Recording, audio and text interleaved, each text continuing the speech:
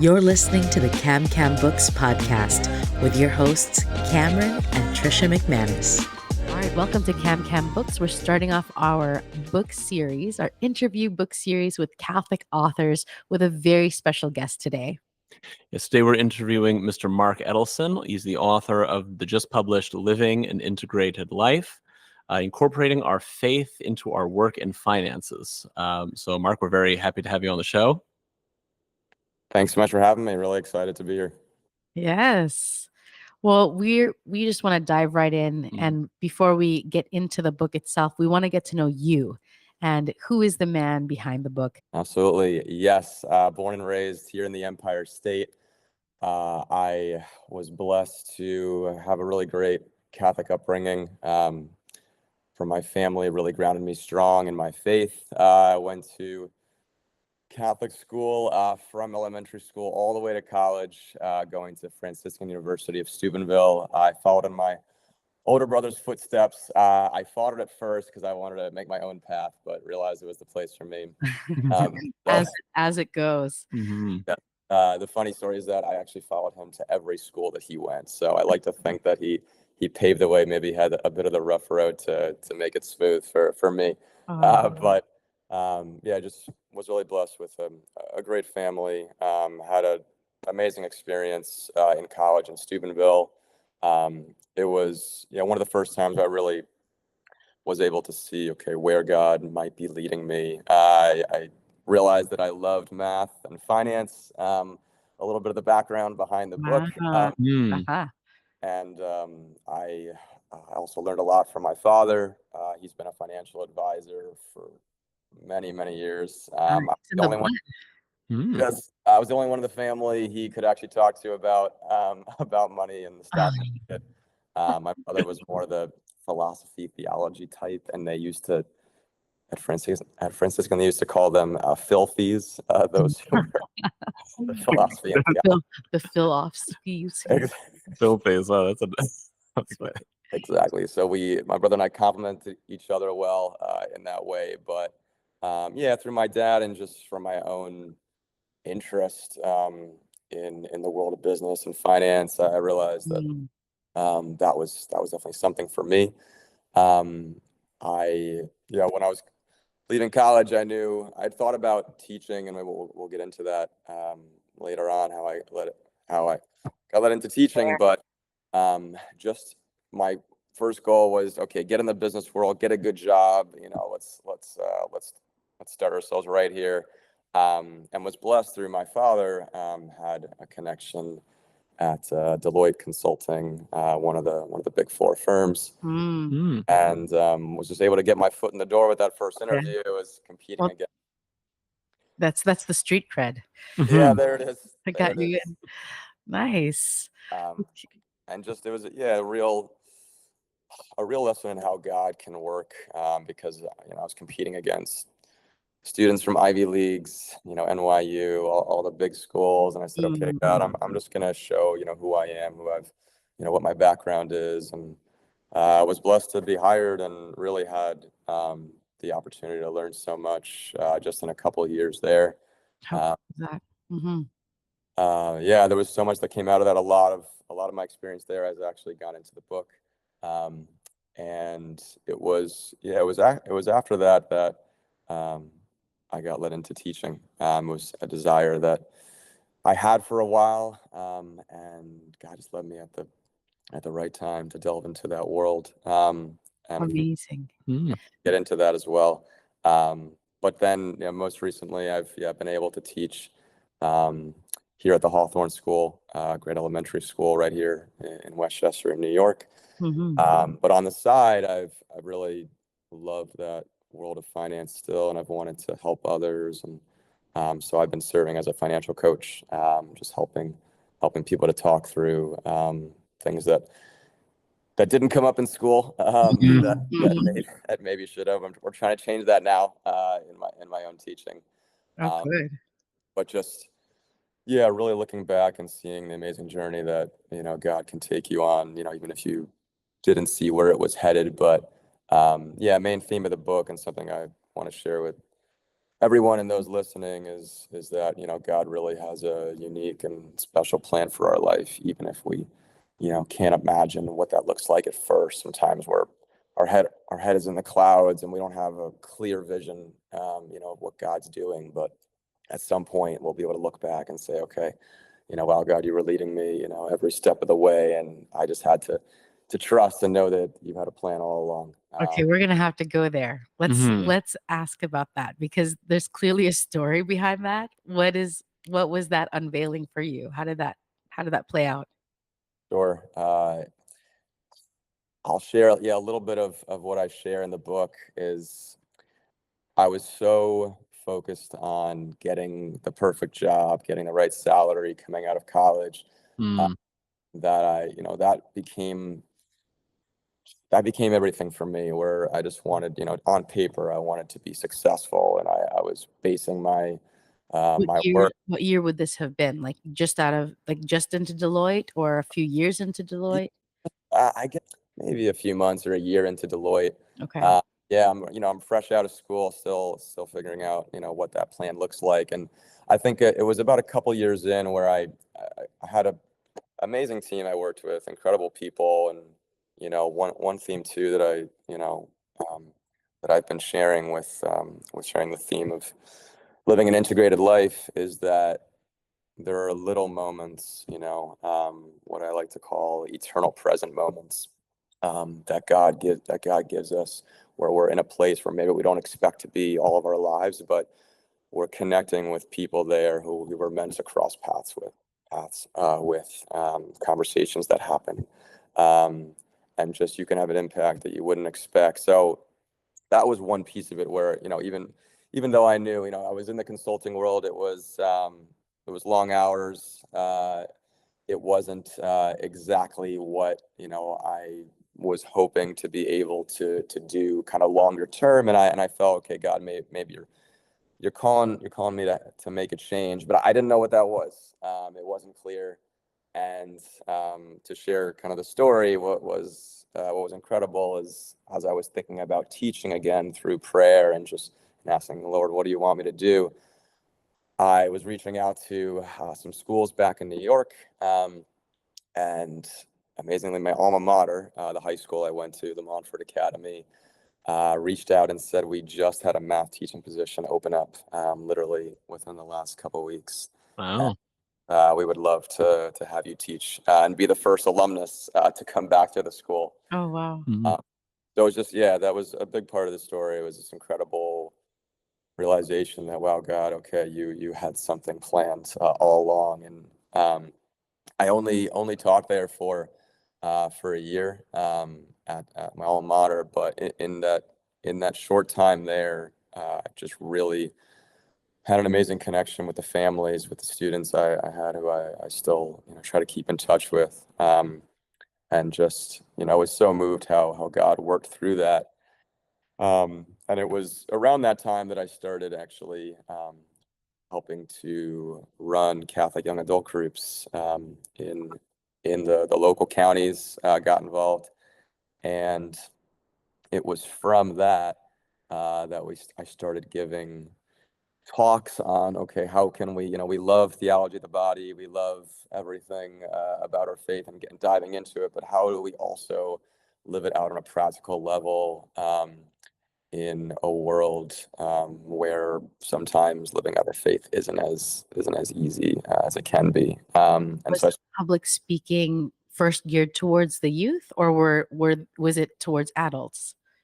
it started with the young adult community, in those settings, with friends and people I knew, but it really started to branch out from that, where then people I knew who were working at local parishes said, "Hey, can you talk to our religious education families, this week about this topic, because we think that the adults here would also really enjoy hearing about how they can live out their faith in their actual jobs and with their finances that I'm sure they're constantly thinking about." So it did really branch out, and it made me realize that, wow, God has a message that He wants me to share with kind of a wider audience. Wow. Amazing. Is there I'm curious now because it sounded like you were at this crossroads and your faith was really tugging at you. It took you out of Deloitte and you had the call to teaching. I'm Yeah. curious, was there a saint or a blessed or, someone in the in the faith that inspired you? Definitely, I've absolutely had some support from the community of saints. Uh, But yeah, a couple real influences. One was actually the patron saint of my home parish, Saint Therese of Lisieux. Um, and I was always, yeah, growing up, maybe I didn't get to appreciate it as much, but later on, just from reading her autobiography and getting into, the message that she was sharing is that there's beauty in the simplest moments in life, and that again, when I was thinking about worldly success and trying to get the best job and focused on, okay, I nailed the job at the big four firm, my life is set. I realized, okay, wow, there's going to be a lot different things that God cares about, and is going to show us at the end of our life. And it was Saint Therese who helped me to see, just focusing on how I can use my gifts to just impact people around me, even if it's in very small ways. Um, and then with that too, a theme that goes into the book as well, the theme of living an integrated life, was really inspired by Saint Jose Maria Escriva, of course, Mm. and Opus Dei. And I had a professor in college who had a great devotion to Saint Jose Maria, and who helped teach the students what was so special about it, and just the idea of that holiness can be found in the ordinary life, and holiness can be found in the work world. In my book, I talk about how there's often a separation of church and work, mm, um, Mm. and how we can feel like we have to be two different people. One when we step into the office, and one when we can relax and be surrounded by maybe people we know or in the church. So just being able to be joyfully, who we are, every moment of the day, 24/7, whether we're in our 9 to 5 job or, or on Sunday at church, really gives a lot of peace and freedom. And St. Jose Maria, was a big influence, and just, live your work well, and glorify God through that. What is the, I guess, what is it that causes people to fall into that? Well, I'll be one guy at my workplace and another guy with my family and another guy with my friends. And, when it comes to, the bank accounts, I'm just going to, throw my hands up in despair, or I'll be like a cutthroat Machiavellian or something like what, because I say it's really common. And that's why I think the book is so important. But why is it so common? What's the temptation, I suppose? It's a fantastic question, and as I'm thinking about my response to that, I'm thinking about what it was for me that helped me to bring myself out of that. I think it, for me especially, and I think this can happen to so many people. Can be a misunderstanding of the place of work and finances in our life, where honestly, in some parts of my life, and I'm sure many others experience this, it almost seems like conflicting worlds, where, okay, if I want to have a great job and, and make money and be profitable, that's at odds with my faith, or I have to kind of hide that hide that bit. Or, in the finance world, it's okay if I, again, if I want to be, more profitable and save more, does that conflict with, am I supposed to just be giving all my money away to the poor, right. and to the church? Hmm. So it kind of, and that was a big motivation for me in writing the book, is that I felt that a lot of people were struggling with this. And I had people come up to me after talks and share, wow, I was never able to think about it in this way. I think it's challenging at first to see that um, my time at work can be an extension of my faith. And it doesn't mean that you're going into the office and, proclaiming from the rooftops that I'm Catholic, and, let me know anyone who's Handing not. out tracts or something, right? Right. I mean, maybe it's Ash Wednesday. I think it was my experience where everyone, discovered my faith, and a boss was worried something had happened to my forehead. Or you're ordering fish, and here we are on Friday in Lent right now. Ordering fish instead of the good chicken parm. So yeah, I think it really stems from just a lack of understanding or appreciation for how these areas of our life can tie together. And I think once you find a way, or really are able to reflect on that, then you realize, wow, like this is so much easier, and I feel so much more fulfilled, because Mm. even if my work was difficult or challenging that day, I don't feel drained, because I feel like I prayed, I prayed in a different way. That I didn't have to take a break from, what I would love to do, and to have, peace of mind that, really my focus was that I was glorifying God, and I can glorify God in my finances as well. It can sound counterintuitive to many, and I get that. So, yeah, that was my goal, in helping to. Yeah. Well, one thing I found really valuable in the book actually is just that, because I think you're right on the money, that people will sometimes say, well, for me to, live out my faith and all of my life, they'll have some really unreasonable caricature of like, well, that would mean like going around, kind of whipping myself all the time and spritzing everybody with holy water or whatever. And because I can't do that, therefore I just don't have to do anything, right? I can really just, what's really useful, I think, about the book is that you've got really concrete examples, often from your own life, that are like, no, this does mean doing something, right? There's a different. It's not, as you say, just shouting at everybody, your latest homily or something like this. But it also doesn't mean nothing. It's kind of acting reasonably and kind of doing your job, but treating your faith as true while you do your job, which is both reasonable and challenging. Yeah, I wanted to throw in too, if this doesn't spoil some of the book, on the first page, you attack, I think, a really important misconception. It's that Adam and Eve, work was not a punishment for them, right? That's a really insightful point. I find that's not after the fall. Now you guys have to work. What happens after the fall is, well, now your work is going to be hard, but they are given the job beforehand, which, again, I think is really important. So it can be a way of glorifying God, and should be. Absolutely. Yeah. Work is, St. John Paul II was also a huge influence in my life, and with this book Mm. is he talks about the dignity of human work. Yes. I love that you brought that up. It's so often where people feel like I have to, I can't properly live until I'm, home from the workday. And this dives into, a later chapter in the book about, something I like to call living a work-faith balance instead of a work-life balance. I like Because that. the work-life balance kind of makes it seem like our work, we have to be apart from work to properly live. Well, Yeah. no, we don't want that. It's a third of our lifespan, might be in the workplace. So we want to see that as part of, who we are, and a big part of our life. But yes, and I love sharing my story in the book, and simple examples, and to share one, as well. It was really, especially in the business world, like you said, it wasn't shouting from the rooftops, about my faith, but it was small conversations. What are you doing this weekend? Oh, I'm actually going on a retreat. And just not being afraid to bring that up, and that can be Just being honest. Yeah. right. Exactly. And it's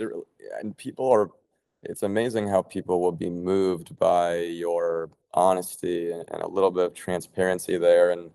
And then they started to open up about their own faith. And before you know it, you're having this conversation you never thought you'd be having in the business world at a Big Four firm, and you just see, wow, God, I was, meant to have this impact in a small way. And you go home, smiling on your drive home from work, instead of, oh, I did something that, was not a part of who I am. Can I ask, was that something that would have been frowned upon, or was it just not touched? That's a good question. I don't think it would have been frowned upon. I just think it's something that people shy away from.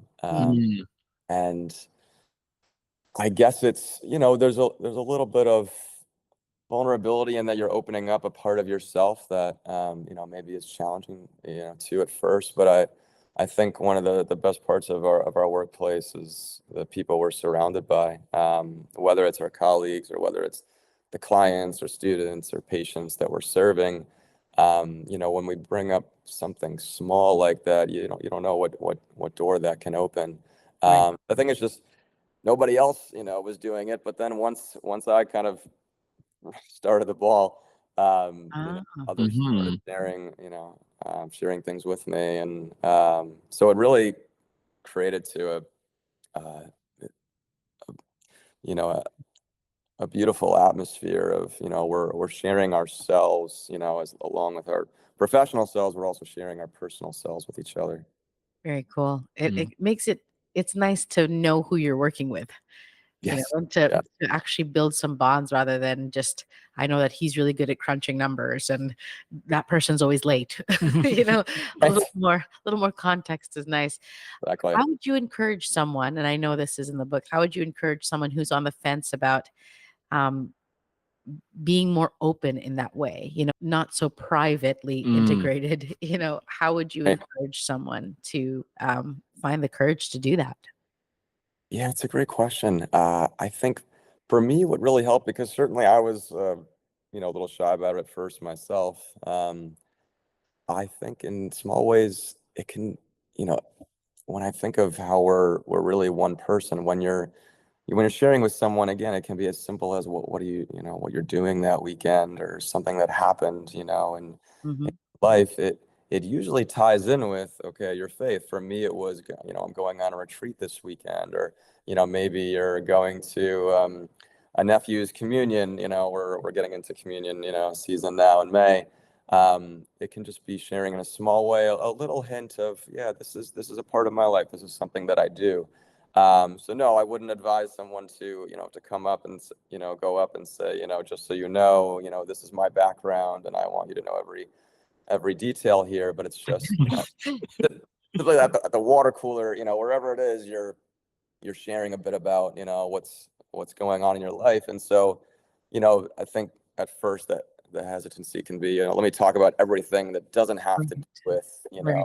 um, my faith, or that I'm Catholic, or whatever my religion is.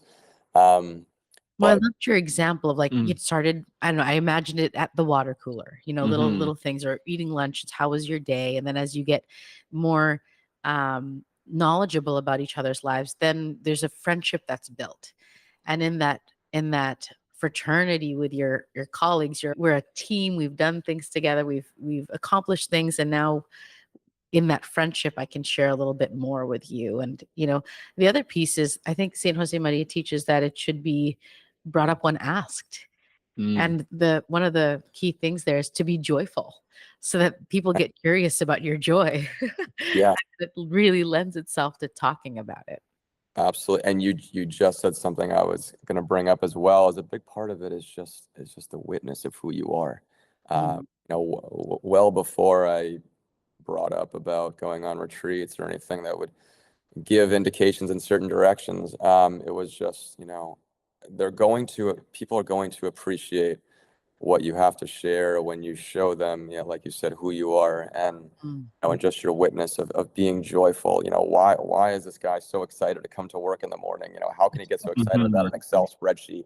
Um, just being able to, to share the person that you are.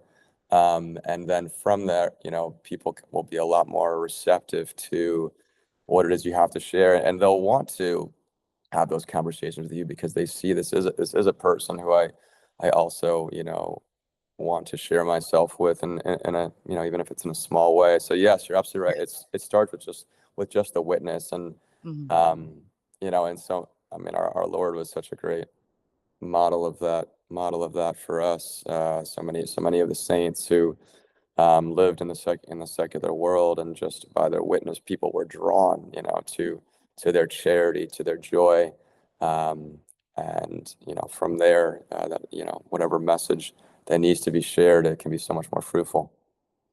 Yeah, I really liked because I have to imagine that some people listening, when they hear this, a lot of us have jobs we don't like, right? A lot of us have like, oh, this would be great if I wasn't in the work environment I'm in, where everything is bad, or my boss is a jerk, and I'm just getting kind of nitpicked for all the little things. But what I really like is that you've got examples in there about how you can that witness does not only apply when people are, pleased to hear about your nephew's communion, or even just, when everything's going well at work and you're well respected. I mean, you note too that people see how you respond to adversity, even the boss who's overbearing and kind of like, making the work environment miserable. Well, that person sees how you respond to that.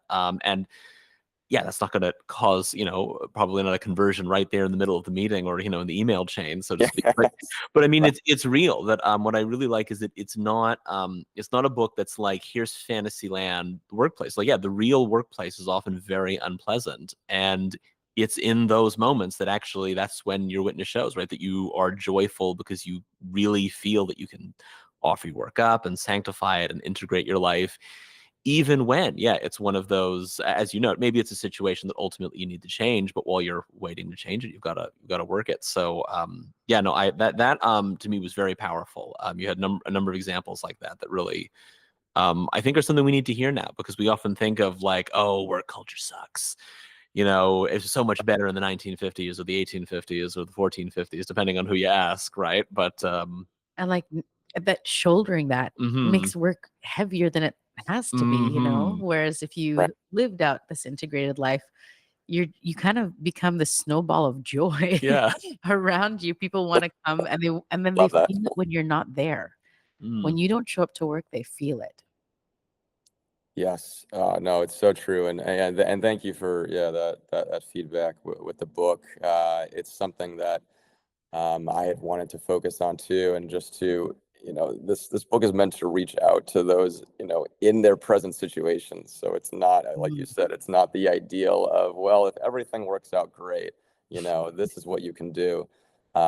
It's what do you do when people are opposed to your beliefs or your values at work? If you're in a job that maybe you can't stand, and maybe you're doing it because it's what puts food on the table for the time being. You're Yeah. waiting for that next thing to come around, but it hasn't yet. Mm. And yeah, I love what you guys were saying too, just about taking the burden off your shoulder. I think so much of the anxiety around that can be, I have to figure out what's next. I have to make it all work. I have to shoulder what's going on in my workplace. But when we can just appreciate, that we're an instrument, wherever we are, that the Lord's going to use us, and just to surrender and trust. Trust is a big theme throughout this book and throughout my own life. And I think that's so much behind all of this. But when we can just learn to let go, and be able to see, okay, Lord, please help, help me to be your instrument wherever I am right now, and let me to, allow me to have hope for the future, even if I can't see it at the moment. But yes, it's so important. Your dad must be really proud.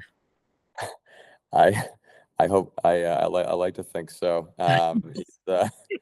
I know he's had his own challenging moments in the workplace for sure. So hoping that he, I think he's hopefully gotten rejuvenated from reading his son's book.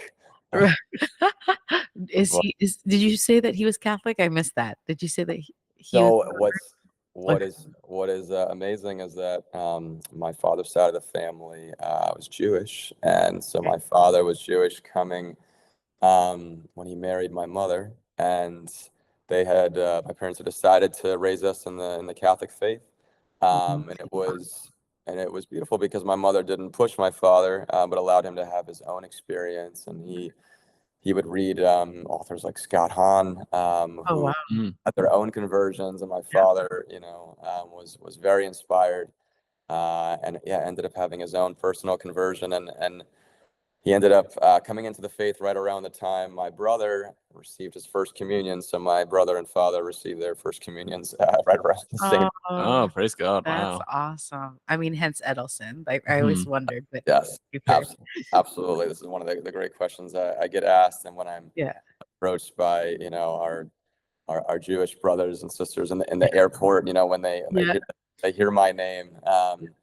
they're it's a big part of our History. of my heritage. Yeah, Absolutely. absolutely. Jesus and starting with Jesus and Mary themselves. Yeah. Um, but yeah, just my definitely my father was a great witness for me too, and getting a little bit into the financial part Mhm. of things, and with the book, a lot of what he does as an advisor is he's working with people and families, very personally. And what he shared is the a lot of the clients who he's had relationships with, and had done business with over the years, have been people who share the same faith and values. Mm.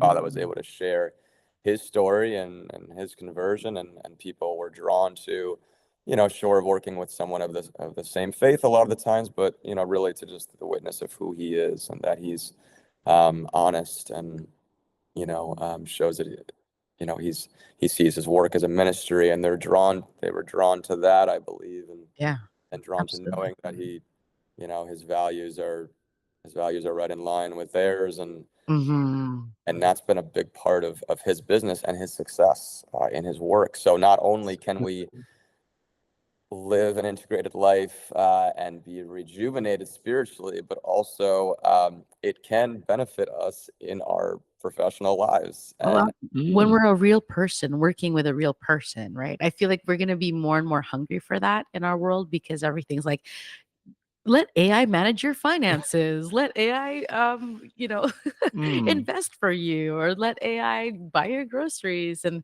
the more personal interactions we have, the better. And I think years ago, we did an interview with a fellow Seamus O'Brien. He's a good Mm. friend from back home who's a realtor. And he said it was tough because there were times where I would sell a family a home, and then something would happen with the husband and wife, and then we'd be selling the house that we purchased. We'd be buying a home, and then we'd be selling the house we purchased together. Mm. And my heart, the Catholic man in me would be Mm. breaking for this family. And so we would talk more about, remember what you wanted for this house? Remember what, and it just became more of like I've been with your family from beginning to end here. And are you sure you want to really let it all go for right, this, and the impact of that? And I think he saved a few marriages by Mhm. by being in that place. And I think of you and your father helping Catholic families manage their finances well. Well, one of the root causes of struggles in the families, besides neglect, is obviously finances. It is a Mhm. heavy burden in yeah, marriages. So you probably can help a lot of families stay intact without having to go down that road of it becoming a big point of contention.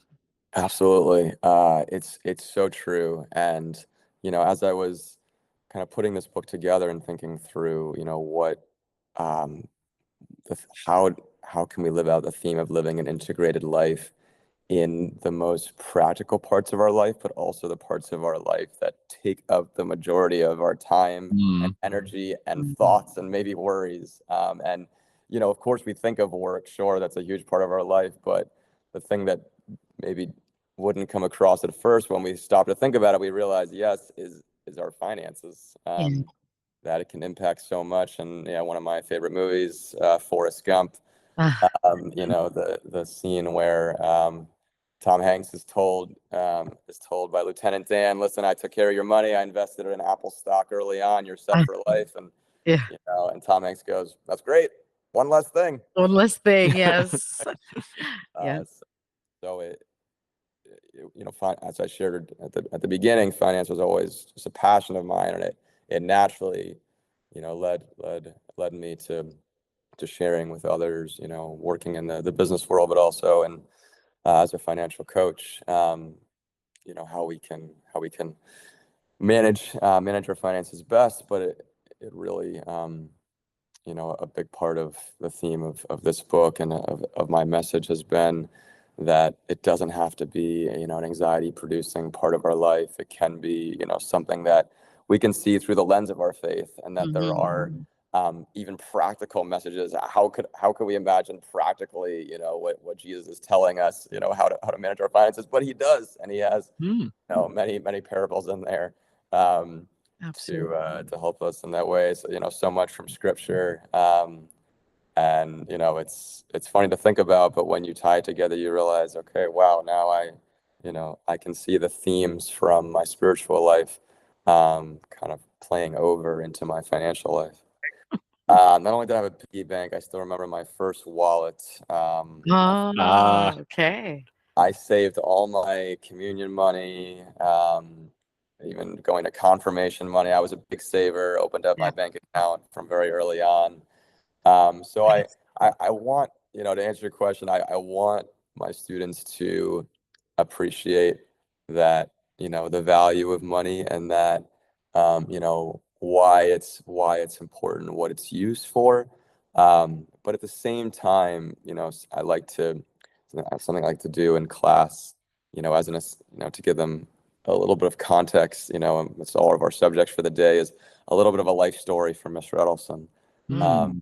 So I'll try to share just a bit about how, maybe I won't dive into the details of my, of my professional life, but in small ways, of how, when we get to religion class, how, people may tell you that money is everything, and this is what, your life is meant to make as much as you can, but there's so many more important things, and Mm. being able to see that it's valuable, and why it's important, and how we can use it to not only to support our families, but also to serve others, to give back, to make an impact on those around us, but that it's not everything, and ultimately we won't take it with us. So hopefully, always I can Love share that message. And yeah, I think just even if young children won't fully appreciate everything in Yeah.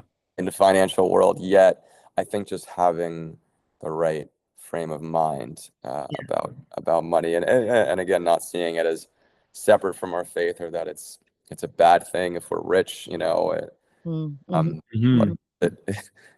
is it impossible for a rich man to enter the kingdom of heaven? This is a question that comes up for many of us, that I bring up in the book too. Has its uses, right? Like Mhm. you have to provide for your family, but you also have to tithe, give to your community, build up the community. There's so many different facets that we need to instill in them, that money is important. So as long as we have a healthy relationship with money, Yes, if you exactly. start catching yourself being ruled by money or getting stressed about money, either having too much of it and uh, letting it rule you, or the other way around, not having enough of it and letting it ruin your attitude, your mood. That might be an unhealthy relationship with money, and maybe part of why you got in debt in the first place. Mhm. I'm Yeah. curious about, okay, so you've put this together now. You did the talks. You've got the book.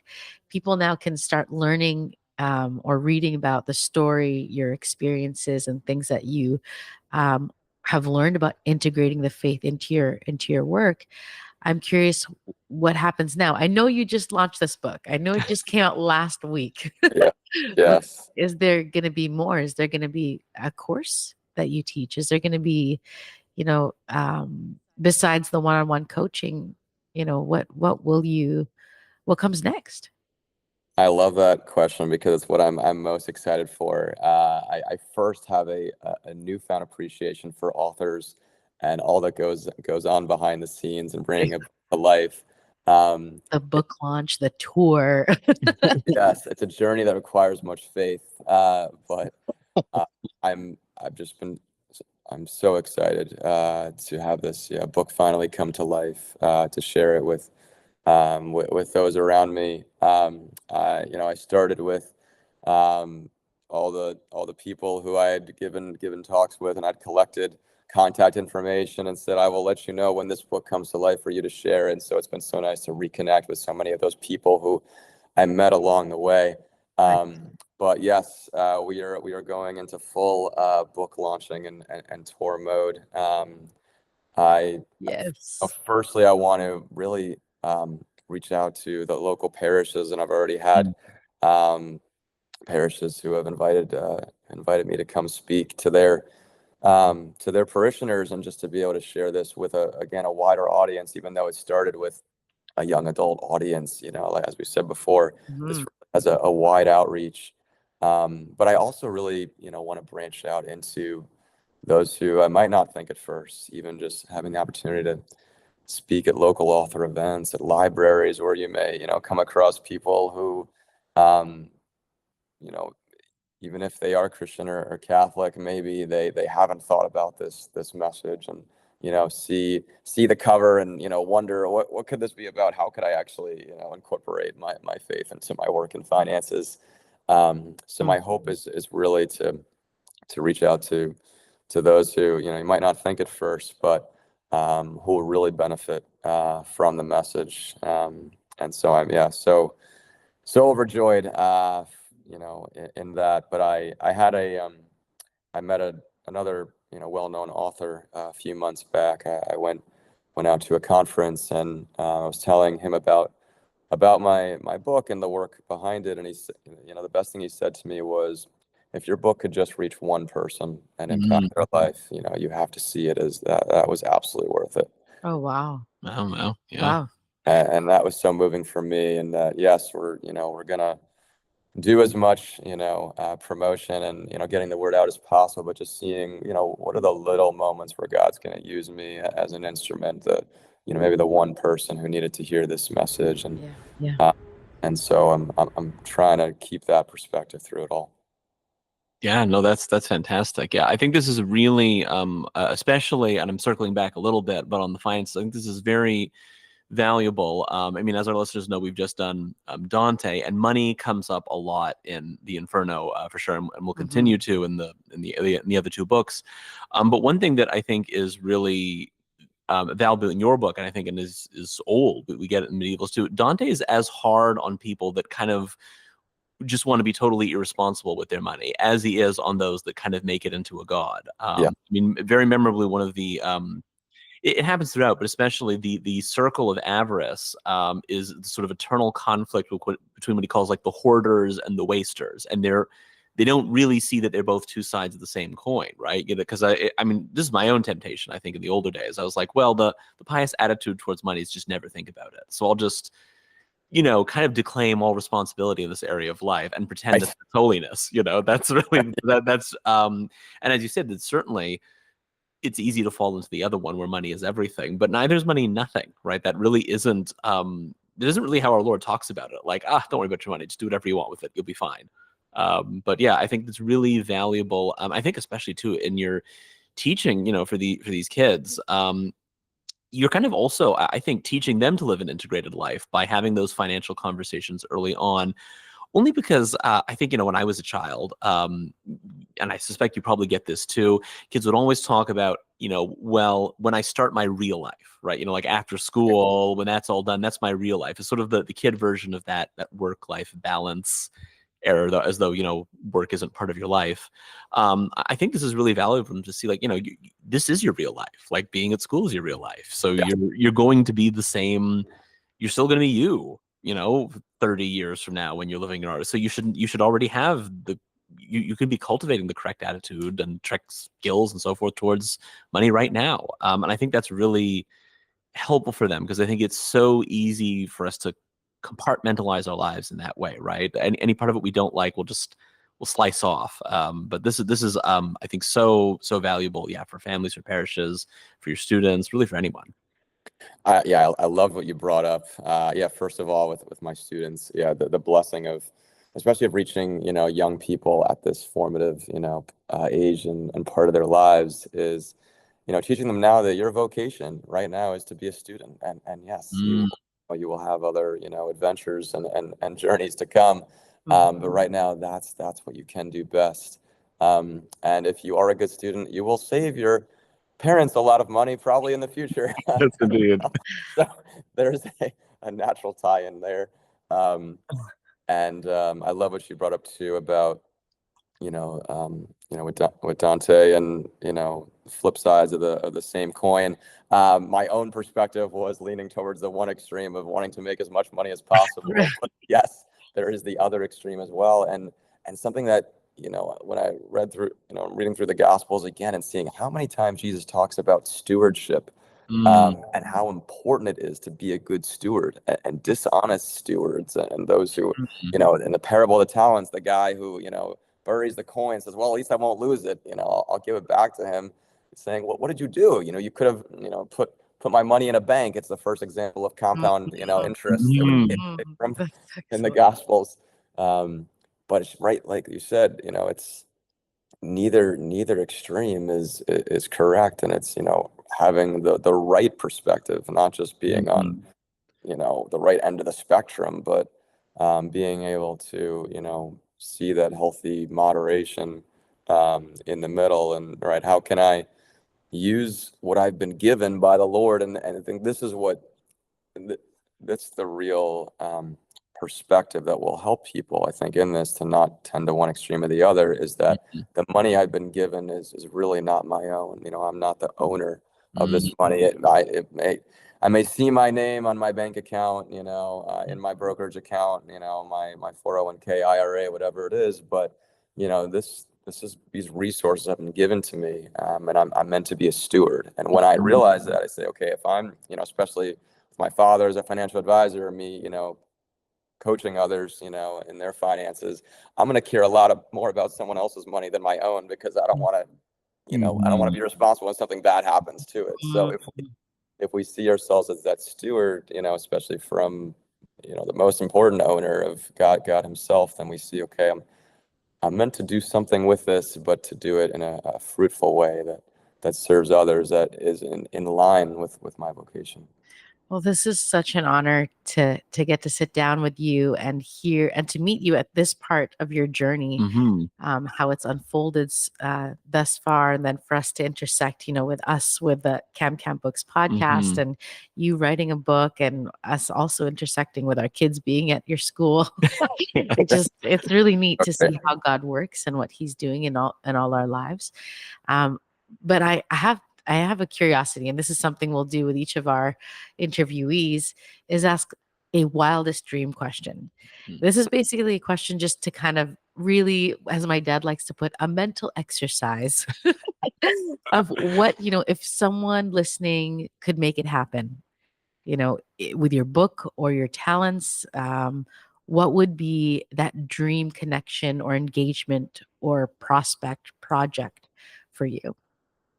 Yeah, I love that. And it's really, opening. Sky's the limit. Yes, and opening the doors to what, God has in store. As I shared, one thing that was really moving for me in writing the book was going to the conferences, out at Franciscan University in Steubenville, and being able to hear these speakers reaching, larger audiences. And just being able to share the message, and that's really been a dream of mine. Is to, not only to share it with smaller communities, but to have those speaking engagements really expand. And it doesn't even have to be a big conference either, but it's just an opportunity to do a tour to, as many places as God will allow. So basically, we need to get you a tour kit and connect you with every student activities department on every Catholic campus, and start the launch. Yes. Yeah. Right. From students, and exactly right. From students all the way to young adults and to adults. This theme can be, unpacked in a different way, at each stage of people's lives. And so I'm really, hoping that God uses me in that way. And sure, is it great to sell more books, of course, but also just for more people to hear this message. And again, every time that I have been able to share it, I come across someone who said, this is the first time I've heard this in my life. So good. And so I pray that's what can help to come out of this. But I'm so grateful to share this with your listeners, and with many more people to come. So I encourage those listening, and those who do get the chance to read the book, to please share it with someone in your life who you think would benefit from the message, because it can really, again, it applies to not only the most practical parts of our life, but some of the biggest parts of our life. And so I really pray that, the message spreads and multiplies. Absolutely. And I mean, just looking at you, you are a product of, and obviously there's continual growth happening, but this is what it looks like to live an integrated life. You look at peace, you have an amazing community around you, rallying you on, and it just keeps going. It's overflowing now. And so now you started giving and it poured into you, and then you're giving some more. It's a beautiful thing to witness, Mark. So congrats and God bless you. Yeah, thank you so It much. means a lot. Thank you to you both for all the work you do in your own ministry. Oh, thank you so much. Thank you. So again, the book again is Living an Integrated Life. The author is Mark Edelson. You owe it to yourself to give this book a read. It's fantastic. Mark, again, thank you so much for joining us. Oh, wait, real quick. Where can people find? I know we can find it on Oh. Amazon. Where else can they buy the book? Absolutely. It's on all major retailers, so certainly on Amazon, Barnes and Noble, you name it, you will find it. I was blessed to work with Palmetto Publishing and bringing the book to life. So they've helped a great deal with distributing and really getting the message out there. So yes, available in all major retailers, and I'll also give. There's a website as well, my own personal website for anyone who would love to get in contact with me, or anyone who would ever be interested in learning more or a speaking engagement. So it uses my name. It's www.mark-edelson.com. Perfect. Okay. So I'm so grateful to share this message, and thank you both for the opportunity to do that. Oh, thank you so much for making time. Yeah, no, thank you for coming on the show. God I bless. appreciate it. Thank you so much. Thanks for listening to the Cam Books podcast. Follow us on Instagram at Cam Books.